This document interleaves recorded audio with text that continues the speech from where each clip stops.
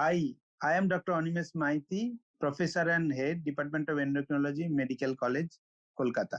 Today I am going to discuss how to approach a newly diagnosed diabetes or recently diagnosed diabetes mellitus. So I will present a case similar of which normally we face in our day-to-day practice.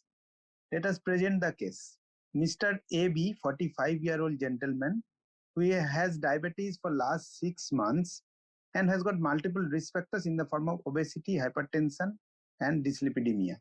He was initiated on metformin along with lifestyle modifications, and he recently visited his doctor for routine checkup with the following laboratory parameters. The laboratory measurement shows his glycemic control is in a bad shape, as is evidenced by HbA1c of 8.5%, and he is dyslipidemic with a HDL level of 38 and the triglyceride of 200 milligram per deciliter.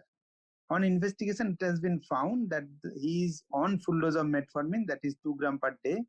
He is with the lisinopril 40 milligram daily, metoprolol 100 milligram daily, and atorvastatin 40 milligram daily with aspirin 75 milligram daily to manage the comorbidities. So what to be done at these junctures? So the problem is his glycemic control is still in a bad shape, meaning by that HbA1c is almost 1.5% above the target HbA1c of 7%. And secondly, is he has got multiple comorbidities. So what can be done in this juncture? So what are the agents that can we add at this point of time? So let us look at the different agents. So we have got with insulin, we have got with sulfonylurea as a secretagogue, then D4 inhibitor, then GLP-1 analog, then SGLT2 inhibitor, and thiazolidinediones mostly. Now, if we consider the HbA1c, then definitely we need to add agents which has got proven efficacy, like insulin and secretagogue. But definitely insulin and secretagogue in the form of sulfonylurea, they have shown that the hypoglycemia is a definitely concern for them, so they can effectively reduce HbA1c and can reduce HbA1c faster. Then, so what could be we thought of for the other agents? Then if you think of thiazolidinediones, definitely it's an agent which is devoid of hypoglycemia, but the side effects is it can lead to weight gain already in this obese individual. And also efficacy wise, it is not at par with the sulfonylurea or insulin. So what could be the with the other agents? So let us discuss about the D4 inhibitors. Now D4 inhibitor is devoid of hypoglycemia and as well as weight gain, so which can be appropriate for this patient. But efficacy wise, also it is not at par with the secretagogue or insulin. So as an individual D4 agent may not be sufficient to bring down the HbA1c at the target point.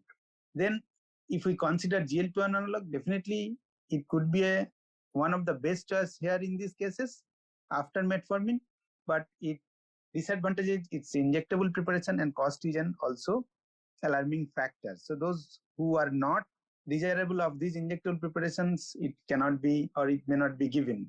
So let's discuss about the SGLT2 inhibitors.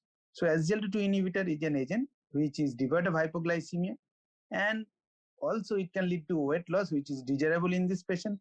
Along with it can take care of these comorbidities in the form of obesity, hypertension, and dyslipidemia as well. So it could be one of the best choice also along with GLP-1 analog. But again, then as an agent, SGLT2 inhibitor, the efficacy is not at par with the secretagogue like sulfonylurea or insulin. So it has to be combined with certain agents.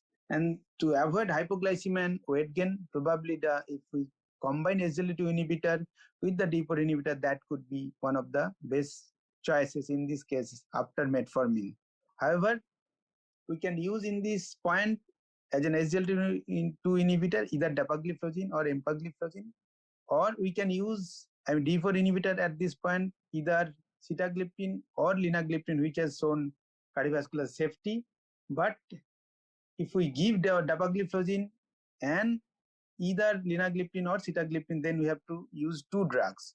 But if we combine empagliflozin and linagliptin, then we can make it in a single drug. So So in that point, this combination of empagliflozin and linagliptin would have been a best choice. So in this case, after full dose of metformin, probably the combination of linagliptin and empagliflozin in a single pill would be the best choice if somebody do not want for GLP-1 analog as an injectable preparation. So thank you. Thank you for patient hearing.